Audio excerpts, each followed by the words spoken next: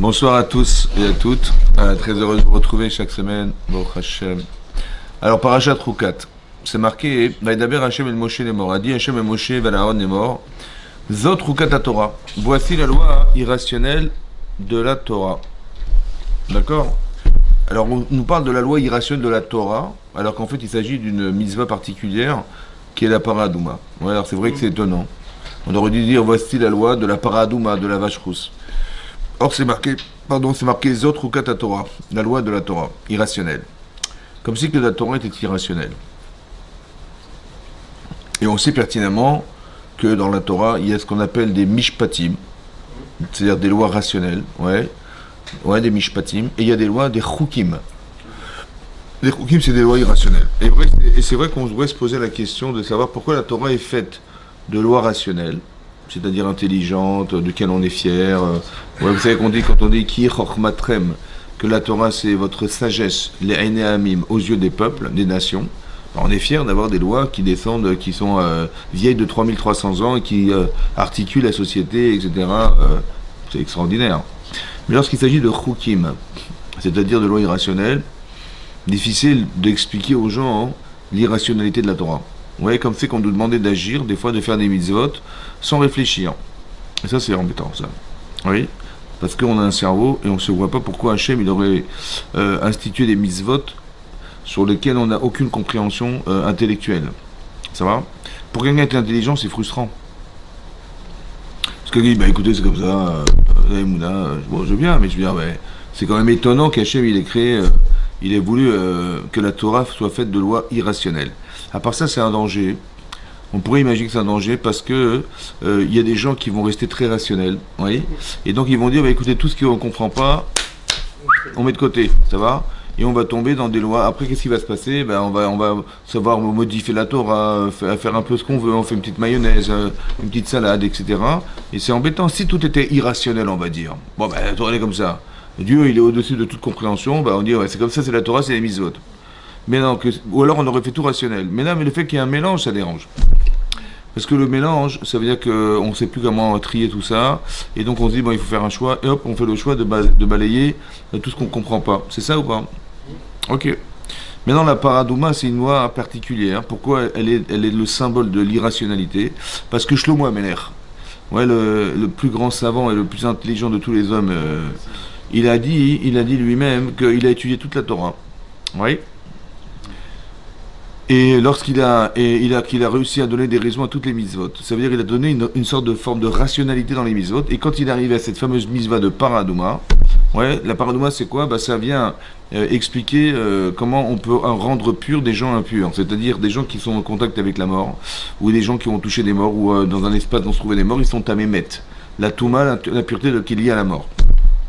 La seule manière de se débarrasser de ça, c'est pas de se tremper au mikvé, c'est pas de faire du foot, ni de faire de la gymnastique, c'est d'être aspergé par des cendres qui ont été mêlées dans un liquide, dans de l'eau, avec du bois de Ésope et de stitolade, etc. Et puis ça, d'asperger de ces cendres de vache rousse, complètement rousse, dans un flacon. D'abord, on ne comprend pas c'est quoi cette vache rousse, on ne comprend pas pourquoi il faut asperger les gens, on ne comprend pas non plus que la personne qui est Cohen, qui va asperger la personne, elle devient impure, celle qui brûle, etc., alors que celle qui était impure devient pure au bout du 7e jour. Ça va? Donc ça, ce phénomène qui est incompréhensible, comment quelqu'un pur devient impur et celui qui était pur, il devient impur devient pur, ça, c'est un illogisme qui a dérangé Shlomo Ameler. Et il n'a pas dit j'ai compris toute la Torah, mais cette mitzvah m'échappe. Il a dit toute la Torah. Et rechoka mimeni, elle est loin de moi. Et ça, c'est-à-dire qu'il a imaginé tout ce qu'il pouvait imaginer de donner du sens à la Torah. Et là, cette mitzvah-là, elle lui échappe. Et là, c'est pas la mitzvah qui lui échappe, c'est la Torah qui lui échappe. Zot Chukat Torah. Donc c'est la Torah qui est un chok, c'est-à-dire d'irrationnel. Et donc, voilà. Donc, essayez de comprendre tout ça. Rachid expliquait Zot Chukat Torah. Oui, Rachid ramène. Ici, on a du Midrash Tanchuma, qu'on a souvent cité dans le cours. Il dit Zot Chukat Torah. Les fiches à Satan. Oui, le Satan, vous savez que le Satan, c'est l'accusateur. Il y a ce qu'on appelle le Yetzer Arafat. oui, qui est dans le cœur de chacun d'entre nous, ouais. Et on sait que quand des fois on pense, on croit que c'est nous. Ouais. Quand tu dis tiens, j'ai pas envie, ah oui, j'ai envie, ah machin. On dit si tu veux faire cette mitzvah, on dit oh, je sais pas, peut-être demain. Tu veux et faire cette aléra, ouais, ça me tente, etc. En fait, c'est pas nous, c'est le désir. Et ce désir, il est articulé par le Yetzer Hara. Ça va? Quand tu dis ah, t'as vu comment il me parle celui-là, comment il a réagi comme ça. En fait, c'est lui en fait. Ouais. Quand on fait des erreurs dans sa vie, ouais, c'est que on a des défauts ou des manques ou bien des méconnaissances qui font que lui va utiliser ça contre nous-mêmes. Ça va? Ça s'appelle le Yetzer Hara. Et lorsque, Chas Shalom, on est tenté et on flanche, alors il y a le Satan, celui qui accuse, ouais, et qui dit Hachem, voilà, et là, et celui qui accuse est aussi celui de l'exécutant. Malheureusement, c'est le même ange qui à la fois donne envie, celui qui va pousser à la faute, on va dire, celui qui va être l'accusateur, le Satan. On a vu dans Rashi, dans Parashat Vayera, que c'est le Satan qui est Mekatreg, qui vient accuser Avraham Avinu de ne pas avoir emmené ce fameux korban qu'il aurait dû apporter il y a 35 ans. Donc le Satan, c'est l'accusateur. Et le Malach HaMavet, l'ange de la mort, bah, c'est le même ange. Ouais, comme ça dit l'Agman dans votre âme. Maintenant, ce qui est intéressant, c'est que c'est le Satan. Ici, c'est marqué dans Rashi. Les fiches à Satan, Ve'umot ha'olam, et les nations du monde. Monim et Israël mettent le doigt sur Israël, nomme Israël, vers les morts en leur disant ma mitzvah azot. Tu prends une vache, bon, qu'est-ce que tu fais avec? Tu la brûles. Tu récupères ses cendres, tu mets dans un flacon, et tu asperges les gens avec. C'est quoi cette mitzvah là? On dirait de la sorcellerie, quoi. Hein? Ah oui, c'est quoi cette mitzvah là? Et à quoi ça sert? Ouais. Et il dit mata mishba. Et qu'est-ce qui justifie, la raison qui justifie cette mitzvah? Quel rapport y a-t-il entre le fait de brûler une vache rousse et de purifier des morts? C'est aucun rapport. C'est quoi la raison qui justifie? Et d'accord? Les fichar. Ouais, donc c'est ça. Donc c'est irrationnel. Les fichar, c'est pour cela. Ouais, katav bachuka. C'est pour ça qu'on a écrit dans le texte, ça s'appelle un chok. C'est-à-dire quelque chose d'irrationnel. Les gens se posent des questions dessus. Gzera iminefanai. Hachem dit, c'est un décret devant moi. En lecha reshut, tu n'as pas la permission, les arer acharea, de remettre en question après elle de remettre en question cette chose. Ça va? Donc, ça veut dire qu'il y a ce qu'on appelle des chokim. Les goïm, les nations vont nous poser la question, mais qu'est-ce que vous faites là? On ne sait pas quoi leur dire. Si ce n'est que de leur dire, bah écoutez, c'est Hachem a décidé, comme ça, et on n'a pas le droit de remettre en cause qu'Hachem a décidé. Ça va? En fait, la réponse, elle est très complexe parce que c'est très gênant de répondre à un truc pareil. Qu'est-ce que tu vas dire? Tu vas dire au goïm? Tu vas dire, attends, tu es intelligent, on te sait être intelligent, tu es un grand savant, un grand penseur et tout. On dit, alors, explique-moi cette mise-là. On attend des réponses et on n'a pas de réponse. Si ce n'est que de dire, bah écoute, c'est Hachem qui a décidé, c'est comme ça, on n'a pas le droit de remettre en cause ce qu'il a pensé. C'est très gênant, ouais. Ouais. On préfère des fois mentir, des fois, que de dire un truc pareil. Ouais, de ne pas savoir s'expliquer. Et des fois, hein, le problème, c'est que il y a des gens qui n'ont pas le courage de s'affirmer. Ils n'ont pas assez d'émouna. Alors ils sont juifs, mais ils sont juifs à leur manière, tu vois. Et donc quand on les invite à un pot de départ, que Jean-Christophe, il va partir de la boîte, ça fait 10 ans qu'il bosse avec toi, et qu'il te demande de venir assister à son pot de départ, et qu'il a préparé un petit buffet sympathique à 500 €, où il a mis du champagne, et il a mis des charcuteries, et et là, tout à coup, monsieur, il est très embêté, parce qu'il ne sait pas comment il va faire, il mange cachère. Alors il va dire, il va prétexter que ce soir-là, ça tombait mal. Ça fait 10 ans quand même, mais ça fait longtemps que je t'ai prévenu. Ouais, ça s'est mal tombé, ou je suis en régime, ou je sais pas quoi. Tu vois? En fait, les gens mentent. Ils ne s'affirment pas. Je suis vegan. Et je suis vegan. Vegan. Il est vegan. Maintenant, et ça c'est embêtant. C'est-à-dire qu'on a du mal. Ça veut dire que la Torah dérange. Ah oui. Elle dérange, ouais. C'est-à-dire que si le type il n'est pas convaincu, elle dérange la Torah. Pourquoi Hachem il a fait ça? Ouais. Fais des choses qu'on puisse comprendre et que ça soit rationnel et qu'on puisse s'expliquer. À part ça, la question c'est de savoir aussi, c'est quoi le Satan chez nous? Tu dis le Satan. Moi je ne vois pas le Satan. Ouais, il m'accuse, il me pose des questions le Satan. Il me dit mais qu'est-ce que tu fais là? Ouais, et c'est quoi la raison de cette mitzvah? C'est ça qu'il demande le Satan. Et à part ça, les goïm nous demandent mais qu'est-ce que vous faites là? Ouais. Ça va? Mais pourquoi la Torah s'intéresse à ce que pensent les goïm de nous? Ouais, les goïm, il y a des milliards de personnes qui vont venir taper à notre porte. Bonjour monsieur, oui, c'est quoi cette... Attendez, j'ai vu dans la Torah, Parashat Rokat, Paradouma, la vache rousse, vous pouvez m'expliquer? Qu'est-ce que je veux dire? Ouais, qu'est-ce qu'on a besoin de savoir dans... Ouais, c'est ce que dit le Midrash. que les goïms, ils s'intéressent à savoir ce qu'on pense. Ouais. Et pourquoi on fait ces mitzvot, et pourquoi c'est marrant. Ouais. Et c'est vrai que c'est embêtant, parce qu'on ne sait pas s'expliquer dans ces conditions-là. Un, il faut comprendre pourquoi il faut devoir se justifier. Et deux, ouais, en quoi ça les concerne. Et deux, comment je vais m'expliquer en leur expliquant, en disant simplement que Hachem il a décidé, c'est comme ça, c'est une loi irrationnelle. Fais tout là. Très bien. Alors c'est un problème, vous avez compris? Bon, je crois qu'on va s'arrêter là. Non, pourquoi Hachem il a fait des lois irrationnelles? Des fois il arrive des situations de vie, oui, où on ne comprend pas ce qui nous arrive. Oui. C'est marqué dans la Gemara dans Psachim Dafnoun. Elle dit là-bas qu'il y a un passouk connu qui est marqué Bayom Aou. Ce jour-là, il y a Hachem Echad ou Shmo Echad. Un jour, on dira Hachem Echad. Hachem est un, il est unique. Ou Shemo et son nom est unique. Bon, d'abord il faut essayer de définir qu'est-ce que c'est que Hachem et qu'est-ce que c'est que son nom à la différence de lui. Tu dis lui et son nom. Ça va? C'est quoi la différence entre lui et son nom? On dit Hachem Echad. Hachem, il est unique, et Shemo, et son nom, il est unique. C'est quoi la différence entre lui et son nom? C'est pareil. En fait, lui, c'est la façon dont on a de concevoir de façon rationnelle Hachem. Ouais, les gens, ils vont dire, oui, Dieu existe, je suis croyant, etc. Hachem Echad, ça veut dire, Hachem Echad, ça veut dire, il est parfait, il est unique, il prend toute la place, il est tout, quoi. C'est ça, Hachem Echad. Oui. Pourquoi on dit Echad? Echad, oui. Il est unique. On ne dit pas qu'il est un. Ouais. Oui. Parce que Hachem est allumé, il n'est pas éteint. Ouais, on dit Dieu est un. Non. C'est quoi? Il est Echad. Echad, c'est comme ça. Le Rambam explique, et c'est très intéressant, le Rambam Maïmonide dans les halachot de Yesodot HaTorah, des secrets de la Torah, il explique le Rambam. Il dit d'où on sait que Dieu est un, il n'est pas plusieurs bons dieux, il n'est pas deux ou trois personnes qui se disputent le monde. Ouais, là-haut. Hein? Alors il dit parce que s'il y a deux, il y a forcément une forme. Bah oui, parce que un et deux. L'un, il démarre là, il s'arrête là, et l'autre, il démarre là, il s'arrête là. Ça va? Donc, s'il y a deux, il y a forcément une forme qui définit l'un et l'autre. Ça peut être une forme physique, ça peut être une forme, je sais pas moi, énergique, de l'énergie, je sais pas, ce que tu veux.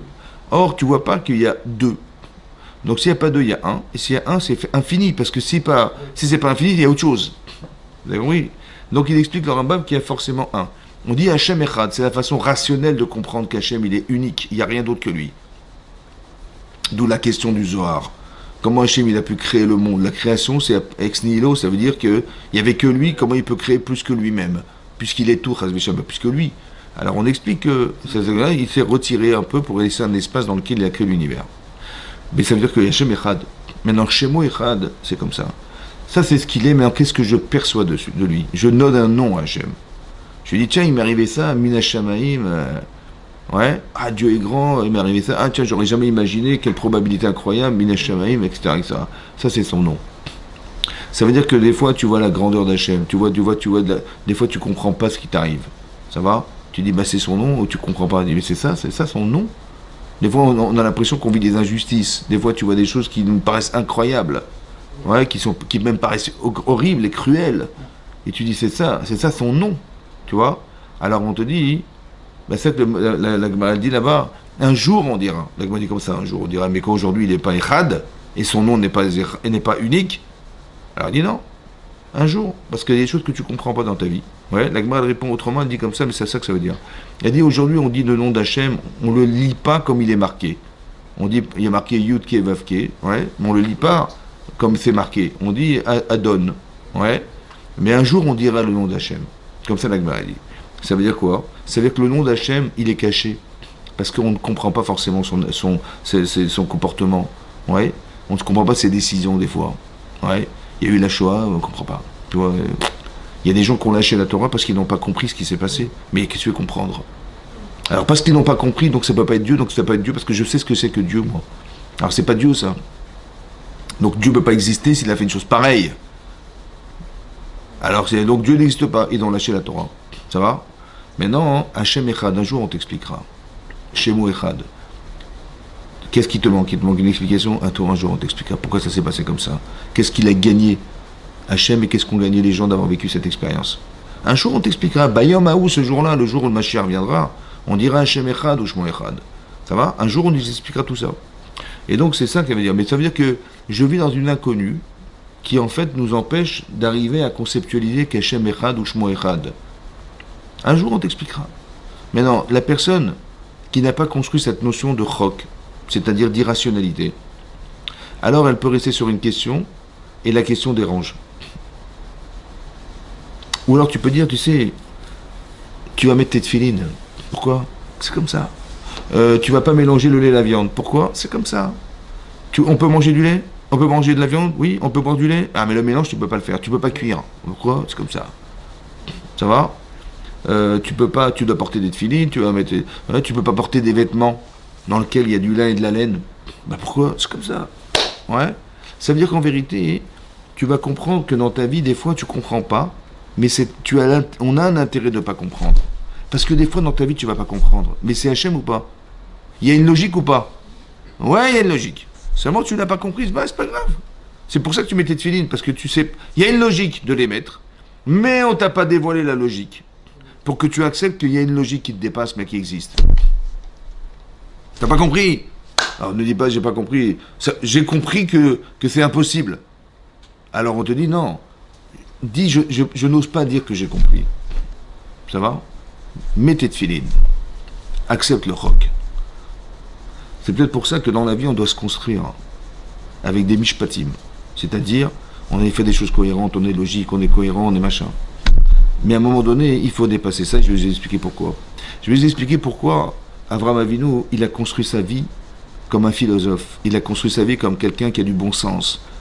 Il a ramené des gens à la Torah parce qu'il avait du bon sens. Les gens, ils faisaient des choses incohérentes. Il a dit, mais non, pourquoi vous faites des choses pareilles, etc. Il les a ramenés à la Torah par le plaisir et la logique. Mais à un moment donné, lorsqu'il a eu 137 ans, Avraham Avinu, Hachem lui a posé une question fondamentale dans sa vie, qui a tout bouleversé sa vie. C'est de lui dire, prends ton fils et sacrifie-le. Et là, c'est inhumain, c'est incohérent, ouais, c'est illogique. Et c'est contraire à la Torah carrément, parce que de tuer un enfant, de le sacrifier, c'est interdit.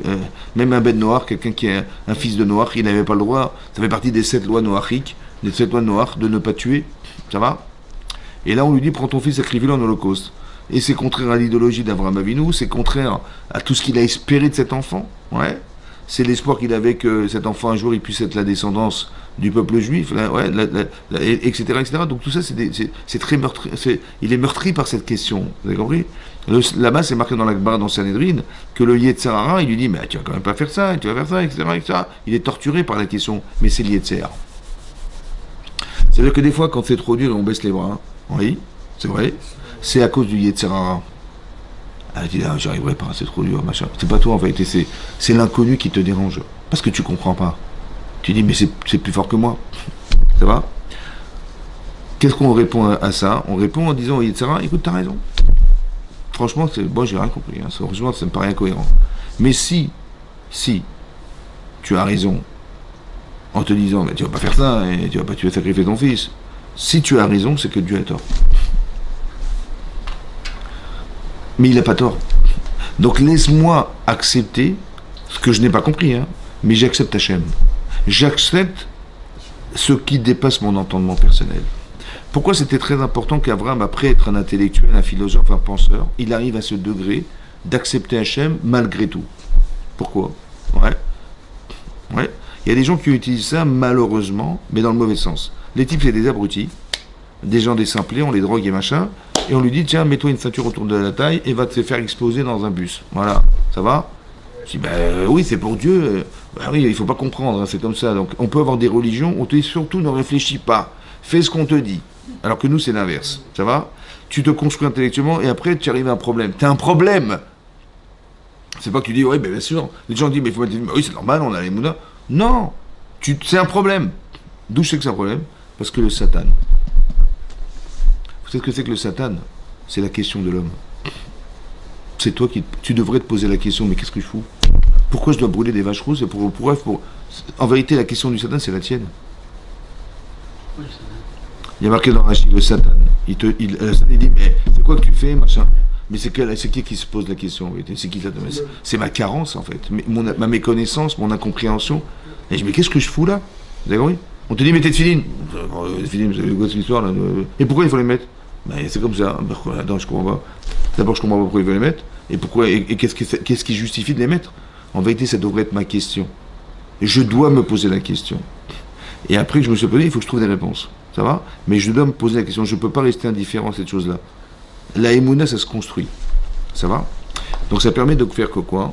Qu'en vérité, ça permet de se dire, je ne veux pas rester un intellectuel. Pourquoi? Parce que quand on fait une mitzvah, on fait une bracha. Bon, la bracha, hein, c'est Chachamim qui ont institué, les sages de la Torah qui ont institué de dire des brachot, des bénédictions avant de faire une mitzvah. Mais qu'est-ce qu'on dit? On dit Baruch Ata Hashem, Elokeinu melech haolam, Hashak Kideshanu, qui nous a sanctifié, Vetzivanu, et qui nous a ordonné. Maintenant, si on demande à une femme, une sage-femme, d'aller tuer les enfants qui vont naître, les garçons qui vont naître, sous prétexte qu'on veut exterminer le peuple juif, on est en Égypte. Et on demande à deux sages-femmes d'aller sacrifier, de tuer carrément les enfants qui vont naître. Les filles, on les laissera vivre, mais pas les garçons. Ça va? Ben ça tombe bien parce que j'ai pas envie de tuer, moi. Et ça tombe bien parce que je suis une sage-femme. Et moi, j'ai pas pour vocation d'aller tuer les enfants. Ça va? Donc je vais refuser. Je suis désolé, je refuse. Ça tombe bien qu'en fait, on me demande de refuser ce que j'aurais naturellement refusé. Intellectuellement refusé. Ouais, humainement refusé. C'est vrai ou pas? Maintenant, quand je refuse, est-ce que je fais une mitzvah? Hein? Ou non parce que c'est moi qui pense. C'est compliqué ça. Parce que tu dis, de toute façon, moi, j'ai pas été éduqué pour... ni j'ai volé, ni j'ai menti dans ma vie, ni j'ai tué. Je dis, ben, moi, je peux pas tuer. Mais pourquoi tu dis pas? Parce que je peux pas. C'est ma nature qui est comme ça. J'ai très bien compris que... Je sais pas si... Est-ce que je peux dire à Cherki des Chanou? Je dis, non, moi, ça fait partie de ma logique. Parce que si je tue, on va me tuer, j'ai pas envie. Ouais. Ou bien, c'est un choc. Ça veut dire il y a quelque part quelque chose dans la mitzvah que je ne dois pas accepter comme quelque chose que je comprends. Au départ, je le comprends.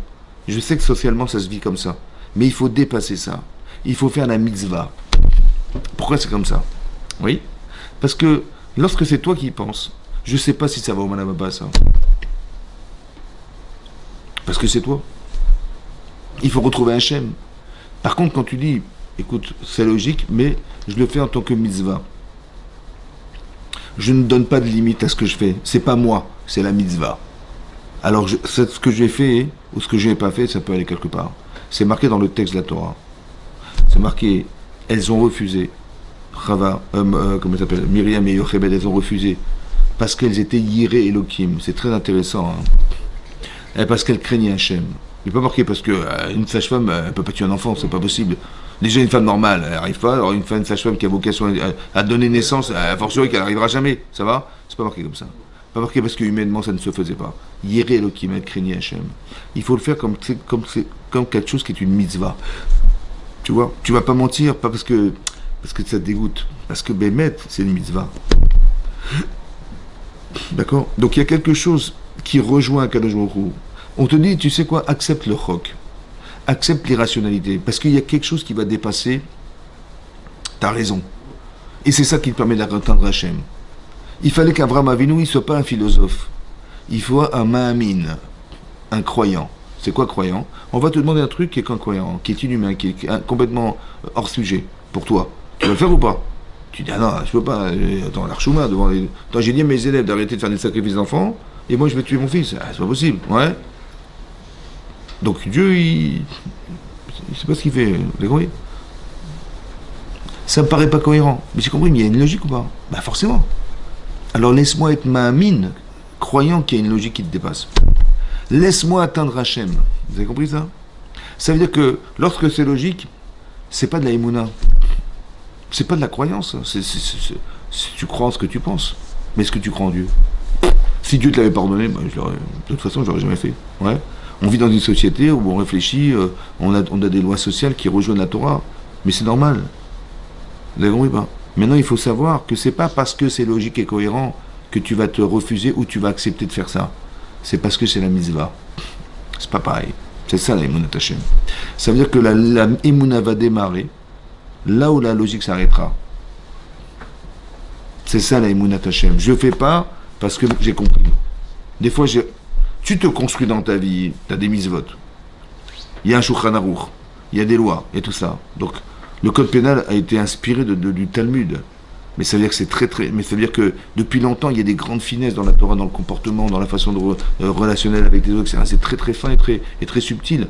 J'imagine, j'ai du mal à croire que dans 3300 ans, je vivais comme ça. Ça va? Mais c'est la Torah, c'est Hachem qui nous a dit comme ça. C'est intelligent, c'est subtil, c'est psychologique, c'est tout ce que vous voulez. Mais après, il y a autre chose. Il y a dépassé ça. Il faut être Ma'amin Bachem. C'est ça qui est compliqué. Et c'est ça que la Torah nous propose. Pourquoi c'est comme ça? Parce que il faut retrouver Hachem. Maintenant, un type, il dit, moi j'ai bien réfléchi à ma condition, j'ai réfléchi à Kadosh Baruch Hu, j'ai tout bien réfléchi. Ouais. Et à la fin de sa vie, il part à 120 ans d'ici. Bon, il va retrouver Hachem. Mais il va retrouver quoi? Mais est-ce qu'il a compris? Ouais. Mais qu'est-ce que tu crois que tu vas comprendre dans l'infinité d'Hachem? Petite boulette tunisienne. Qu'est-ce que tu comprends? Mais dans l'infinité d'Hachem, comment tu oses croire que tu comprends? Ça va? Donc tu vas retrouver, moi j'ai compris. Dieu est les Rachum, Vechanoun, et les Rachapaim. Voilà, j'ai étudié la Torah, je vois des comportements. Mais qu'est-ce que tu crois que tu vas comprendre, franchement? Ça va? Maintenant, Hachem, il est plus dans ce que tu vas savoir de lui, dans ce que tu sauras jamais de lui. Est-ce que Hachem, il se trouve plus dans ta tête, dans ce que tu sauras de lui, ou de ce que tu ne sauras jamais de lui? Hein? Alors fais le choc. Accepte-le dans l'éventail large de ce qui est Hachem. C'est pour ça qu'Hachem, il a dit, fais des chokim, fais des lois irrationnelles. Parce qu'en vérité, je me trouve bémet plus là-bas que là. Tu vas construire ta vie, il faut que tu... Ça veut dire que si tu ne fais pas la mitzvah de façon cohérente, alors tu vas être bête. Et bête, j'en veux pas. Alors construis-toi. Avraham Avinu, on n'a pas proposé des chokim au début de sa vie. À la fin, il s'était bien construit déjà, il avait établi des choses déjà très cohérentes et structurées. Maintenant, tu es arrivé à cet homme-là, alors je te fais basculer. Ça va? Vous avez compris? C'est comme ça qu'on est rentré dans les mitzvot. Pour ça qu'on est descendant d'Avraham Avinu. Parce que l'épreuve d'Avraham nous a permis d'avoir une émouna qui va dépasser l'entendement humain. Et là, il est plus Hachem, se trouvant plus ici qu'ailleurs. C'est pour ça qu'il y a la mitzvah de Chouka. Donc quand le Satan il me dit, mais attends, mais qu'est-ce que tu fabriques? Je dis, mais je n'ai pas la prétention de dire que je sais. Quand Hachem me dit, mais dis-leur que c'est une Gzera Midefanaï, c'est un décret devant moi, mais oui, c'est un décret. Hachem il a décidé, il a une logique à lui, c'est ça que ça veut dire. Je n'ai pas la prétention de dire que j'ai compris, mais je sais qu'il a raison. Je suis Ma'amin, que ce qu'il m'a dit, ça a de l'avenir. J'ai rien compris. Mais c'est pas parce que tu n'as pas compris que c'est faux. C'est pas parce que tu n'as pas compris que tu vas dire, non, moi si je comprends pas, je fais pas. Non, il faut que tu comprennes. Ça te dépasse, c'est vrai que ça te dépasse, mais c'est émet. Des fois ça te dérange, c'est émet. C'est le émet. C'est comme ça qu'Hachem il a pensé, et c'est comme ça que les choses doivent exister. C'est émet, c'est la vérité. Tu vois? Alors j'ai pas la prétention de dire le contraire. Alors mon Satan, je lui dis, écoute mon chéri, c'est tentant ce que tu me proposes. Et c'est même affligeant de devoir faire un truc que j'ai pas envie de faire, etc. T'as raison, mais si c'est comme ça, je le fais, j'accepte. Tu vois? C'est ça les émettes. Il y a pas beaucoup de aujourd'hui, il y a pas beaucoup de routines qu'on peut pratiquer. Si? Ah oui, c'est je viens de t'en citer là, je t'en ai cité pas mal. Ah mais on ne pratique plus du tout celui-là. Le Chatnez, Chatnez, Bassarecha là, et tout ça, c'est bourré. Tu vas aller chez McDonald's, c'est direct, hein? Combien il y en a précisément de routines? Oui. Mais ça veut dire que bien sûr que mais c'est fait exprès. Pourquoi faire quand tu mets tes films? C'est fait exprès. La vie est faite de Hukim. La vie. Il y a des gens qui sont pas croyants et ils vont arriver dans un mur, je te dis d'avance. Dans un mur, ils vont se taper dans un mur contre la tête. Parce qu'Hachem il fait exprès de créer des situations où tu es obligé d'arriver à croire en lui. Ça va? Ça veut dire que quand on pense que les choses elles sont impossibles, c'est là qu'Hachem intervient. Tu vois? Il fait exprès de ça parce qu'il y a un choc derrière. Tu dis le fait que le clan Israël existe dans ce monde-là, c'est un choc. Ce qu'on vit aujourd'hui, c'est irrationnel. Ce qu'on a vu là, ces dernièrement, c'est irrationnel. Mais pourquoi c'est possible? Parce que nous, on vit de la rationalité. On accepte Hachem. Tu dis, tu as compris? Tu acceptes Hachem, alors il va faire des choses. Tu dis, Avraham Avinu, il a fait la Brit Mila, la circoncision. Il fait une chaleur torride. et il n'y a personne dans la rue, et il cherche des invités, monsieur, il cherche des invités. Ouais, il cherche des invités. Mais non, maintenant, la canicule, elle est tellement accablante qu'à n'importe qui, il aurait fermé les portes, il aurait mis sous la clim et sur le... Et lui, non, il est devant la porte, il ouvre la porte, il attend les gens, il cherche les gens, lui. En vérité, il est Moser Nefesh. Ça veut dire qu'il va au-delà des limites humaines. Alors Hachem, il est kol hakavod. Tu vas au-delà des limites humaines, alors moi aussi, j'irai au-delà des limites humaines. Quand tes enfants, ils seront dans le désert, ils vont survivre dans la chaleur. Et je vais leur donner la manne. Et je leur donnais le prix de Myriam. Ça va? Parce que pourquoi? Parce que tu as fait ça, alors je suis. Hachem, il fait exprès de créer des situations.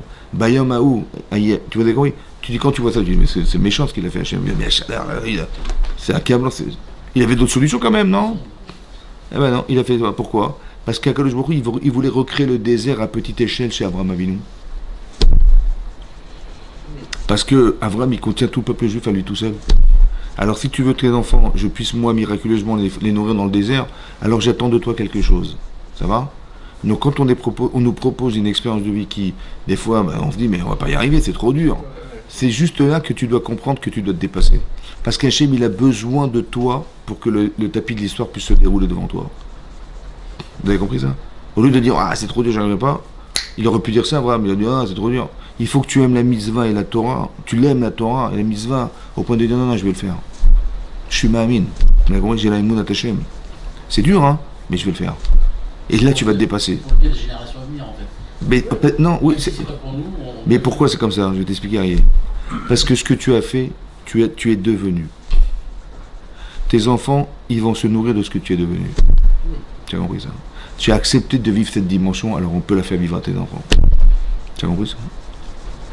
Tu as dépassé l'enveloppe corporelle, en fait. Tu as vu? Le corps, il te dit, toutes tes émotions, tous les machins, c'est contraire à tout ce que tu vas vivre. Tu dis, non, j'écoute pas ça, moi. Ma tête, elle me dit, Hachem, il a raison. Donc tu vas dire au goïm, tu vas dire, écoute, j'ai pas compris.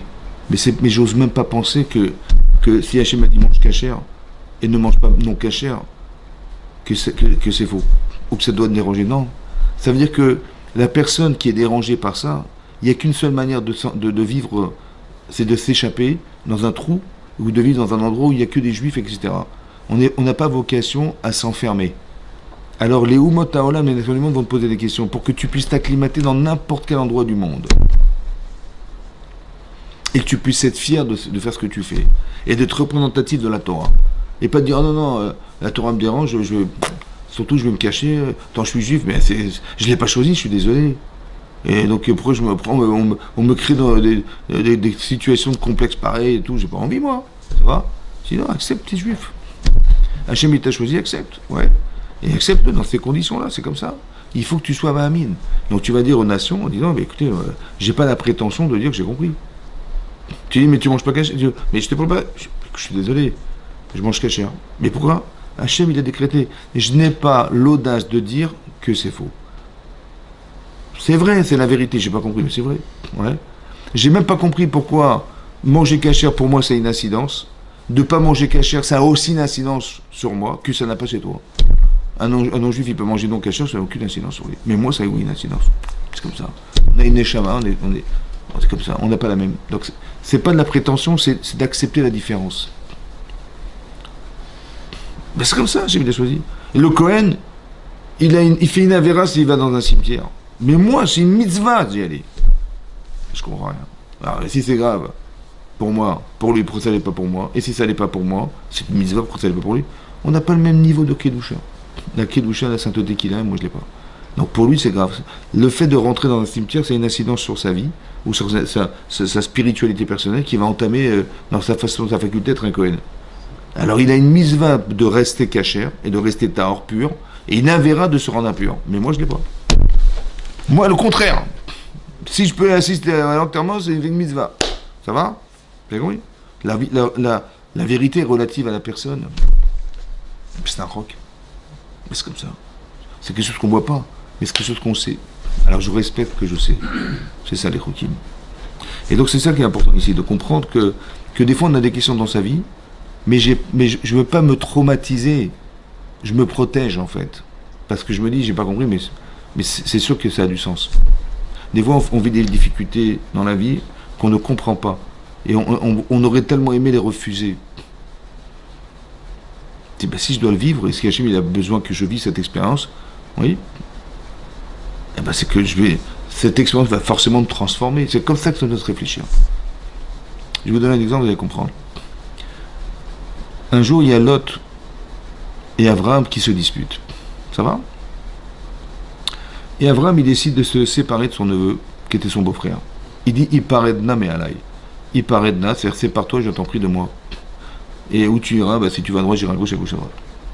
Là-bas, il y a une discussion dans le Midrash. Il y a des contradictions dans le Midrash, on va dire comme ça. Il y a deux opinions, en fait, qui s'opposent. Comme ça, il vaut mieux dire. Parce qu'il y a des contradictions, donc il faut dire que ce sont deux opinions qui s'opposent. Il y en a qui disent qu'il a bien fait de quitter son neveu. C'est un rachat, il vaut mieux qu'il se protège et tout. Il y en a qui disent que non, que les anges ont dit qu'il devait mourir, Abraham Avinu. Pourquoi? Parce qu'il s'entend avec tout le monde, et son neveu, il ne s'entend pas, il n'est pas capable de ramener son neveu à la raison. Hein? C'est ça? Eh bien, il faut qu'il meure. Et là, c'est marqué dans le Midrash que Hachem, il a repoussé l'accusation des anges, et il a fait vivre Abraham Avinu. Ça va? Pourquoi il devait mourir? Et pourquoi Hachem, il a fait comme il a même vivre? Ça va? Il devait mourir, vous savez pourquoi? Parce que des fois, la solution des uns, elle se trouve chez les autres. Ça veut dire qu'Abraham, il a la solution de l'autre. Ça va? Mais la solution, c'est d'aller puiser en soi quelque chose qui vient répondre à une problématique existentielle des autres. Tu dis, mais comment il a osé dire à ses bergers d'aller faire perdre ses troupeaux dans les champs des gens? Mais il n'est pas chez lui, c'est ça va, oui. Comment ça se fait? J'ai une question. Ouais, Abraham, il dit, mais comment il a osé faire un truc pareil? D'un côté, il a cru que le futur est déjà le présent. C'est-à-dire que Hachem, il a promis à Abraham qu'il va hériter la terre d'Israël. Mais comme Abraham n'a pas d'enfant et que sa femme ne tombera jamais enceinte aussi vieille qu'elle est, le descendant d'Abraham, c'est moi. Et donc je suis propriétaire de la terre d'Israël qu'Hachem va me promettre de me donner. Ça veut dire qu'il a un problème dans la tête. Ça veut dire qu'il croit que le futur est déjà présent. Ça va? Et donc il se permet légitimement d'aller faire pète les troupeaux de... Non, c'est du gazelle, c'est du vol. Comment je vais faire avec ce type? Comment je fais avec lui? En vérité, la solution, elle est chez Abraham. Si Abraham, il n'est pas capable de trouver la solution ou de proposer, c'est qu'Abraham, il va rester celui qu'on n'espère pas qu'il soit. Quand tu donnes une réponse à quelqu'un, tu as puisé en toi quelque chose qui t'a changé ta vie, en fait. Tu as une question dans ta vie. D'accord? Tu as des questions. Ta réponse, c'est une autre dimension de ton existence. Tu dis, tiens, on va voir autrement. On étudie la Torah pour se donner une autre dimension, une autre façon de penser. Mais si tu l'as de cette façon de penser, tu n'es plus celui du passé. Tu es une nouvelle personne. Tu as fait naître en toi quelqu'un qui vit avec des réponses. Les gens, ils sont dans l'obscurité, ils ne comprennent pas. Tu dis, mais je vais vous expliquer. C'est comme ça. Ah, d'accord. Mais tu es devenu cet homme. Tu es devenu cette personne. Quand tu solutionnes, oui, Hachem, il veut qu'on devienne. La transformation de la personne, elle se fait par les expériences de vie. Regardez la différence entre le petit jeune homme, adolescent, qui est Yosef, qui a été vendu esclave, et le premier ministre de, je sais pas, ou le vice-roi d'Égypte qui devient le vice-roi à 30 ans. Mais comment il est arrivé là? Parce qu'il a passé par toutes ces étapes. Mais elles étaient très très dures. Très dures. Vendu esclave par ses frères, la femme de Potiphar, la prison. Waouh, on a décapé. En fait, qu'est-ce qu'on a fait? On a permis à Yosef de s'attacher à Hachem. Il y a un décapage, mais extraordinaire qu'il a su. Ça a pris 13 ans de sa vie. Mais là, maintenant, il peut venir devant Paro, il dit, vous savez, c'est pas moi, c'est Hachem. Mais tout ça, ça a été possible que parce que... Mais tout ça, ça a été possible parce qu'il a trouvé des réponses. À titre moment, les suicides, vendu esclave par ses frères, machin, par ses propres frères. Esclave, il est arrivé, tout le monde se procède devant lui, monsieur, il est devenu un esclave. C'est catastrophique. Socialement, je peux comprendre que Sarah, il le tue direct. Vous avez compris, pas? Eh ben non, il a dit non, je suis Ma'amine. Et Hachem, il a fait réussir parce qu'il est Ma'amine Bachem. Vous avez compris, pas? Mais il est devenu cet homme. Il a répondu à la question. Donc quand tu réponds, tu deviens. Abraham, il n'a pas trouvé de réponse. Il dit, donc le Abraham qu'on espère qu'il atteigne, il est où cet homme? Alors ils ont dit, il doit mourir. Vous avez compris, pas? C'est ça le pshat. Vous avez compris? Et donc, qu'est-ce qui se passe? Hachem dit non. Pourquoi?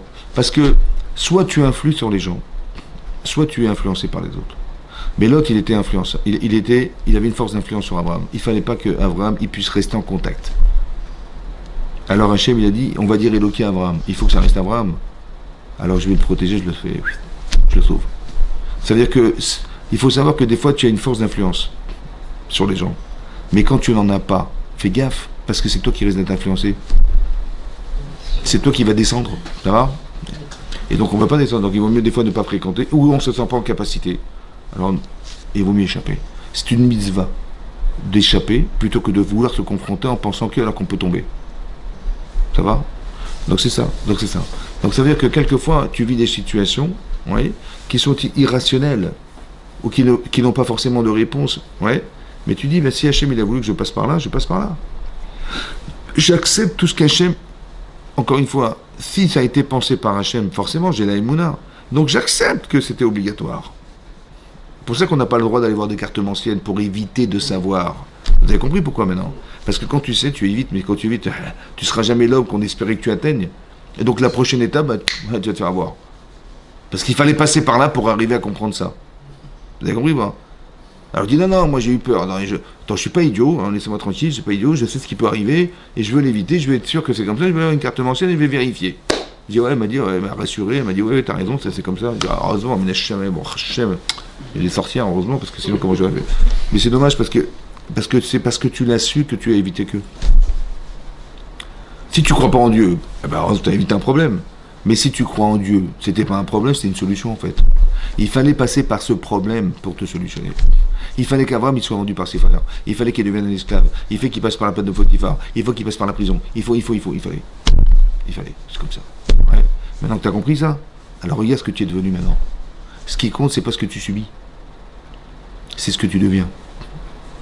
Soit tu le prends du bon côté, soit tu le prends du mauvais côté. C'est toi qui décides. Se dire, regarde ce qui m'arrive. Et donc tu vas faire état de ce qui t'arrive, ça va? Et faire état de ce qui t'arrive, tu fais des constats, quoi. Tu dis, ah, il y a ça, il m'est arrivé ça, il y a les enfants, la belle-mère, les machins, les trucs, les cousins, le boulot, tu fais des constats. Je dis, bah oui, t'as raison, ouais, c'est un vrai constat, ouais. Mais le problème, c'est que c'est pour refaire, tu fais ce constat. Bah, c'est pour dire, bah, je galère.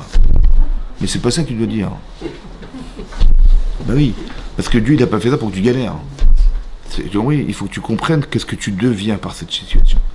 Yosef, il a compris ce qui lui est arrivé, ça veut dire il a accepté de passer par cette étape. Parce que ça l'a forcément touché, mais tu as pu atteindre un niveau. À un moment donné, tu dis, mais comment je vais m'en sortir? Bah, tu te tombes vers Hachem. Qu'est-ce que je te dis? Ou alors tu dis, ben, tu relativises maintenant. Tu vois, tu t'es pris pour je sais pas quoi, ben, tu rabaisses ton caquet. Ça va? Ben, cette humilité, tu peux pas l'avoir si tu es sûr de toi, etc. C'est ça la galoute, c'est ça l'exil. L'exil, c'est d'arriver à nous rabaisser, mais pourquoi faire? Pas pour nous déconsidérer. C'est parce qu'on avait l'audace de dire. Maintenant, tu l'as plus. Donc grâce à ça, tu vois, on n'est pas chez nous ici, alors on se fait petit. Mais ça permet l'humilité, ça. C'est ce qui t'avait manqué. Donc qu'est-ce que tu veux qu'il fasse Hachem? Il est obligé de... C'est comme Hachem, il va chasser Adam Arishon du Gan Eden. Alors c'est une punition. Oui, non. Et dire honnêtement, tu vas travailler sur de ton front. C'est une punition. Pas du tout. C'est parce que là où il vit, dans le Gan Eden, il n'est pas en capacité d'accepter ce niveau, puisqu'il faute. Alors Dieu dit, écoute, il vaut mieux que tu t'en ailles. Il vaut mieux que tu es dans un endroit où effectivement ça correspond à ce que tu es. Et là où tu vas vivre, j'espère que ce que tu vas faire en travaillant à la sueur de ton front, etc., tu vas retrouver la Emouna qui te manque pour retourner au Gan Eden. C'est pas une punition, c'est une solution. C'est comme ça qu'il faut le réfléchir. C'est pas qu'on t'a puni, on te dit, on t'a privé de ça, on t'a enlevé ça. Mais non, essaie de comprendre qu'est-ce que tu as gagné d'être. Et pas qu'est-ce que tu as perdu d'avoir. Tu dis, mais j'avais gagné, j'avais mal. Et ben, on me dit, sors de là-bas, je travaille pas, j'ai tué à Torah, je dis, super.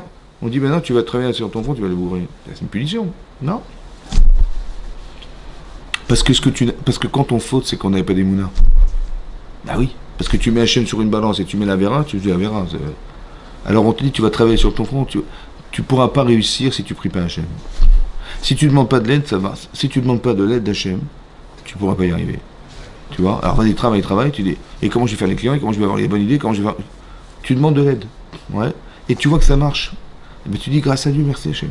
Donc tu vas ressentir émotionnellement qu'Hachem, il est dans ta vie. Mais c'est ça qui t'avait manqué au départ. C'est pour ça qu'on a fauté, parce qu'Hachem n'est pas assez présent pour qu'on ait choisi de faire une avéra. On sait, hein, mais on ne sent pas. Bah, tu vas voir comment tu vas te sentir. Donc c'est une solution, en fait. Le travail, c'est une solution. Ouais. C'est ça qui est marqué là. C'est ça, la partie du rock. Ça va. C'est important de l'avoir en tête parce que... Hein, je crois que ça a à voir avec l'épreuve. Donc c'est l'épreuve pour le... Bah, si tu acceptes, il y a des choses que tu ne comprends pas. C'est plus facile à accepter que si tu dis non, je ne comprends pas, le type... ça ne devrait pas se passer comme ça n'aurait pas été... ça aurait été logique autrement, etc. Bah non, bah... Mais en fait, vous avez compris, quand je me plains dans ma vie, je me plains d'Hachem. C'est ça qu'il faut comprendre. Tu dis, mais ce qui m'arrive, quand les Israël se plaignent dans le désert, on n'a pas de quoi boire, on n'a pas de quoi manger, ça, en fait, on se plaint contre qui? Ben, contre ce qui nous arrive, c'est vrai. Mais c'est qui l'a pensé? On oublie que c'est Hachem. C'était bête ou quoi? Et c'est vrai que émotionnellement, c'est touchant, et émotionnellement, c'est déstabilisant. Parce que tu dis, attends, mais regarde ce qui m'arrive. Donc on est plus attaché à la réalité que de savoir que derrière, il y avait une autre réalité qui a organisé cette réalité-là. Après, il faut savoir accepter, on va dire peut-être comme ça, mettez-vous à la place d'Hachem, c'est important. Qu'est-ce qu'il veut Hachem? Voilà, moi je suis Hachem, j'ai créé cette situation, et celle que j'ai créée, c'est celle que tu subis. Ouais. Qu'est-ce qu'il voulait avec ça, Hachem? Essaie de réfléchir. Où ça t'amène? Qu'est-ce que tu gagnes? Réfléchis, qu'est-ce que tu gagnes? Où est-ce que ça t'amène? Et quand tu réfléchis de cette façon, tu n'es pas celui qui subit, mais celui qui agit. Et là, tu peux dire, ah ouais, peut-être que ça voulait dire ça, ah, peut-être que ça vient répondre à ça, ça vient... Vous avez compris ce que je veux dire? Et là, tu changes ta vie, en fait. Tu deviens quelqu'un qui est rattaché à Kadosh Baruch Hu. Ça n'a rien à voir avec quelqu'un qui vit sans la connaissance d'Hachem. Ou alors qu'il le sait, mais il ne le vit pas. Disons que c'est des notions qu'on a dans sa tête, ouais, mais en fait, elles ne rentrent pas dans les paramètres de notre existence. Quand tu rentres dans l'Insa, tu embrasses la mezouza. Parce que tu as la Imouna, tu vois. Pas du bon, hein, on met des mezouzotes, mais bon, pour garder la maison. Hein, mais en fait, on met des filets parce qu'il faut les mettre. Mais non, les mains, tu t'attaches à Hachem, tu penses. Ton cerveau, tu as compris? Il faut dire, on a une kavana que on assujettit sa raison à Hachem. C'est ça, ça évêque Hachem, ça serviteur. Ça fait partie des chokim. Ouais. Toutes les épreuves de la vie ne ramènent pas forcément au respect ou non d'un roc. Non, mais ça peut... a fortiori, si tu comprends, c'est super. Mais des fois, on ne comprend rien. Moi, ce cours-là, c'est pourquoi faire pas pour dire quand tu as très bien compris ce qui t'arrive, tu n'as pas besoin de... Mais des fois c'est dur à accepter. Dans une situation où on a une difficulté, on se rend compte de difficulté, soit intrinsèque à nous, soit un événement extérieur. Comment le rapprocher ou le raccrocher à quelque chose qu'on n'a pas compris ou pas suffisamment intégré? Ben, si tu n'as pas de réponse, ben, c'est parce que c'est-à-dire que c'est quoi une question? Mais une question, c'est entre ma connaissance, mon être, et ce que je vois, il y a quelque chose qui... Soit par rapport à ce que je sais, ça ne correspond à rien, soit par rapport à ce que je suis, ça ne correspond à rien.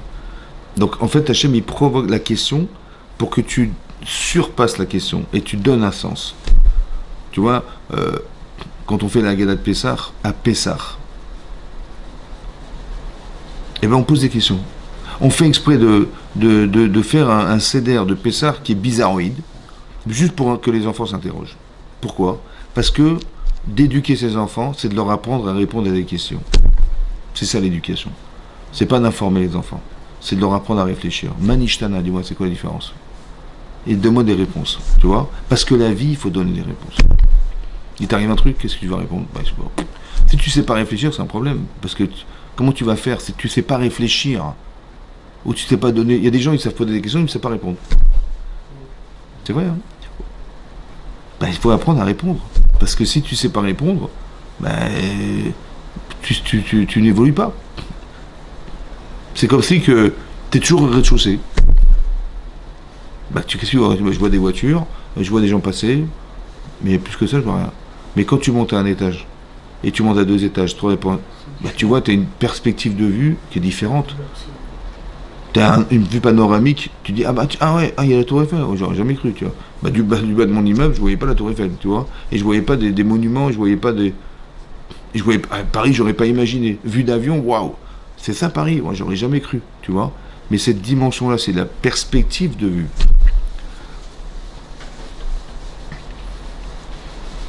Donc quand tu as répondu à ça, tu as monté un étage. Tu vois? Des fois, tu prends du recul, tu as une expérience de vie, tu dis pourquoi tu t'angoisses? Mais il faut faire comme ça, comme ça. Mais parce que tu as répondu, toi, un jour à ça. Tu vois? Et donc tu dis, bah ça me touche pas. Avraham Avinu, Moshe Rabbeinu, il se fait insulter par le Korach, il le traite d'imposteur. Mais ça veut dire que c'est pas qu'il est touché personnellement, simplement. C'est qu'il remet toute la Torah en cause. Je sais pas si vous vous rendez compte. Il remet Hachem en cause. Qui est genre Moshe, il invente des trucs, c'est lui qui a... Comme les gens disent, ouais, c'est Dieu, c'est pas Dieu qui a dicté la Torah, c'est des gens qui ont écrit la Torah. Des fois le texte n'est pas exactement pareil, dans le Bereshit, c'est pas la même lecture. Il écrit pas de la même manière. Donc c'est un type qui a écrit la Torah, quoi.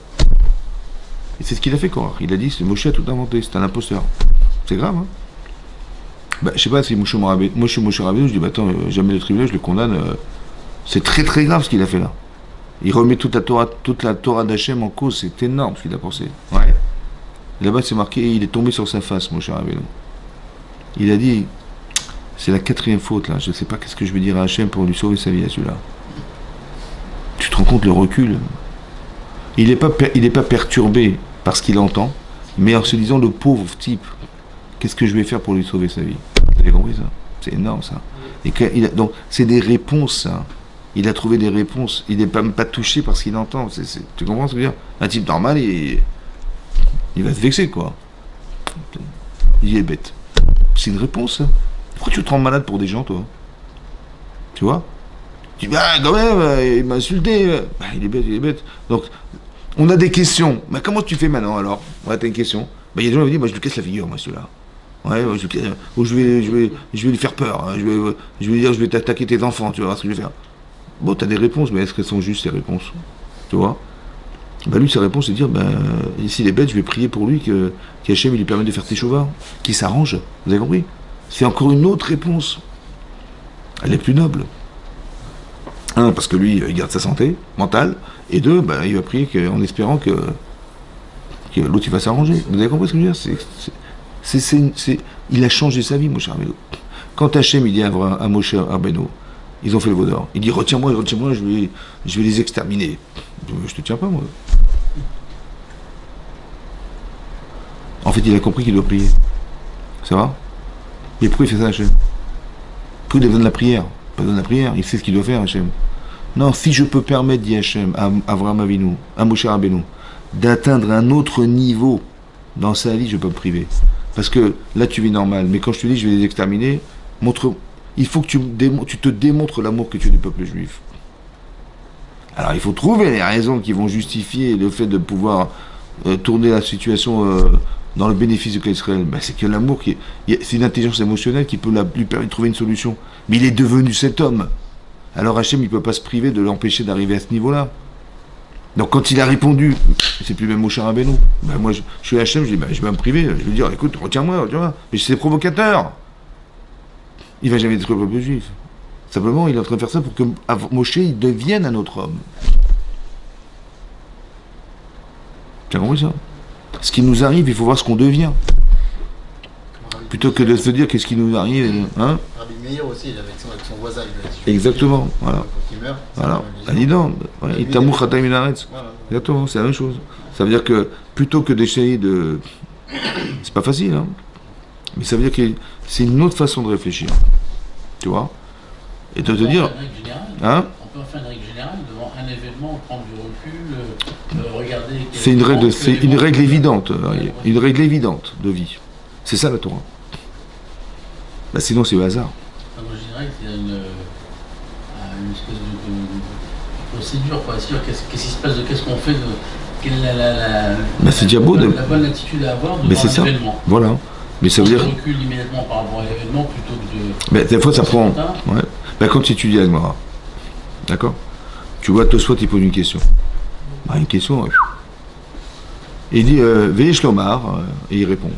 Alors toi tu lis la question, tu les réponds instantanément. Mais lui ça a pris 20 ans. Il a pris 30 ans pour répondre. Tu as compris?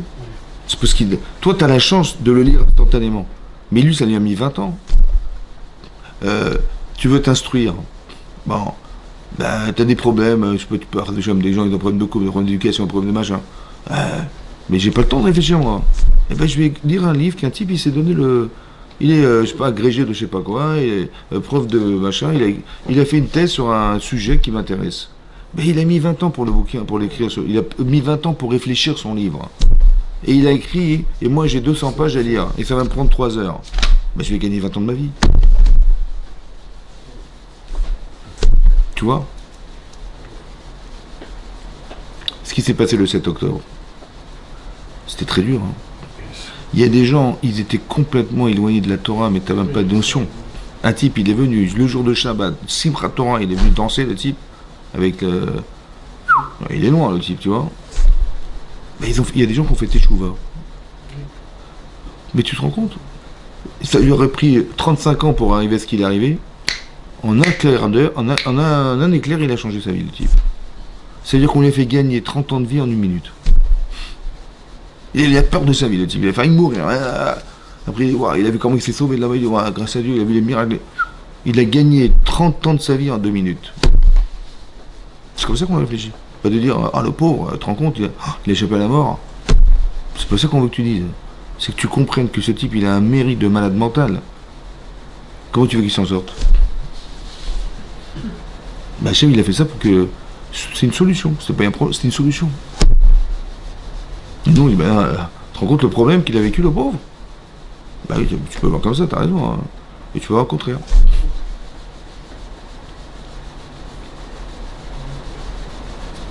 Bah oui.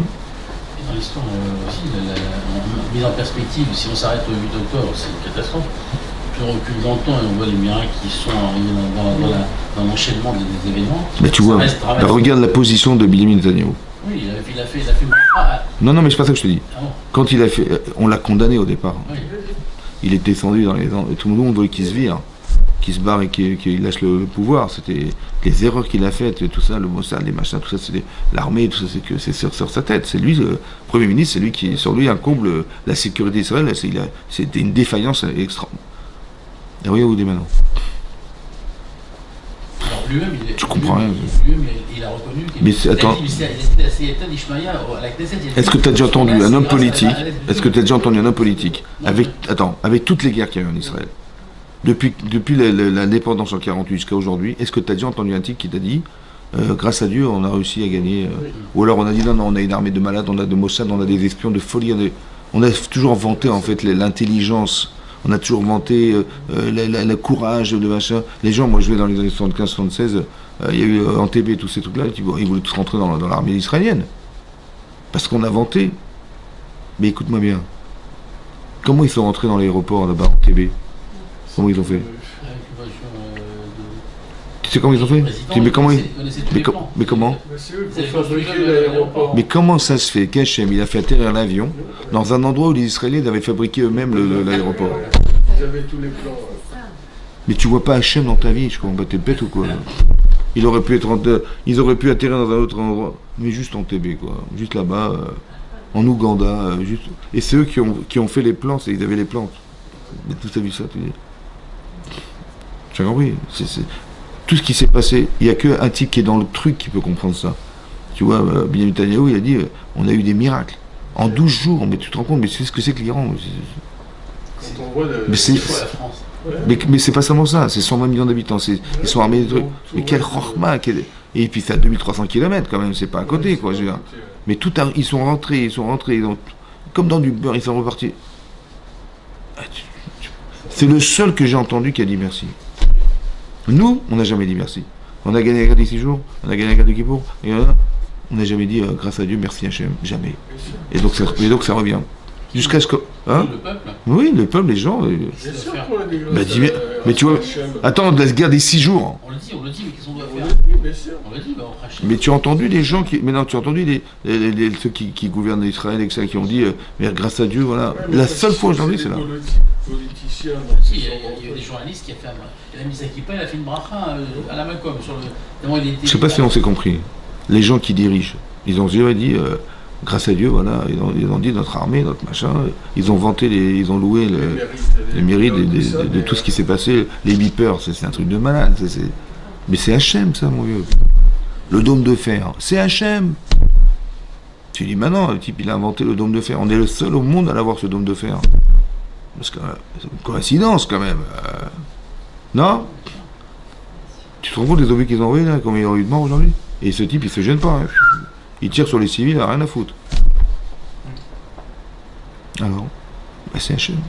Donc ça veut dire que quoi? La Emouna, c'est que quand tu vois un missile intercepté par le dôme de fer, tu vois Akadosh Baruch Hu là. Ah oui. Il faut être mamine. Tu dis, mais non. Mais oui, c'est comme ça.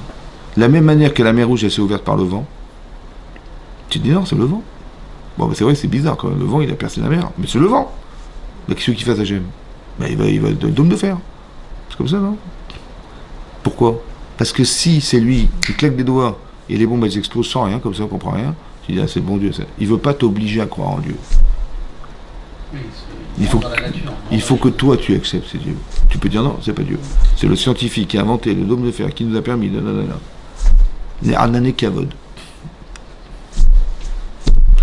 Bah, quand il y avait une colonne de feu qui séparait les Égyptiens de... Mais c'est quoi ça? C'est le dôme de fer, ça. Tu peux dire des flèches, c'est Dieu qui intercepte les flèches. Il nous aime, hein, je te dis, il intercepte. Alors quand tu dis merci, bah, ça continue, mais si tu dis pas merci, bah, ok.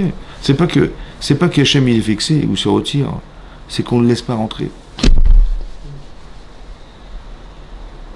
La faute des Meraglim, c'est pas d'avoir du Lachon Hara, c'est d'avoir empêché le projet d'Hachem de se réaliser. C'est pas pareil. Hachem, il voulait qu'on rentre en Israël, ils ont fait la Shonara. Ils ont pensé bien faire, hein. Mais en fait, ils ont empêché que le projet qu'Hachem devait organiser, que quoi? Qu'on rentre malgré les géants et machin, et on va gagner, il va nous montrer combien il existe pour nous. Et ben c'est dommage qu'on a raté ça. Comme on aurait pu rater l'occasion de rentrer dans le désert. On a dit non, le désert, il n'y a pas de magasin, il n'y a pas de machin, comment on va vivre? On aurait pu dire non. Mais tu sais de quoi on se serait privé? De voir le puits qui nous suit en permanence, de voir la manne tomber du ciel, on se serait privé de ça. C'est dommage. Donc des fois c'est dur, mais quand tu acceptes de rentrer dans la mer, bah, tu vois des trucs que tu n'aurais pas imaginé ailleurs. C'est ça Hachem, vous avez compris, c'est ça. Celui qui n'a pas vu les miracles d'Hachem aujourd'hui, il n'a jamais il verra la mer. Mais tu as vu, tu as vécu la guerre du Golfe. Oui, bien sûr. Ouais. D'accord. Il y a combien de morts?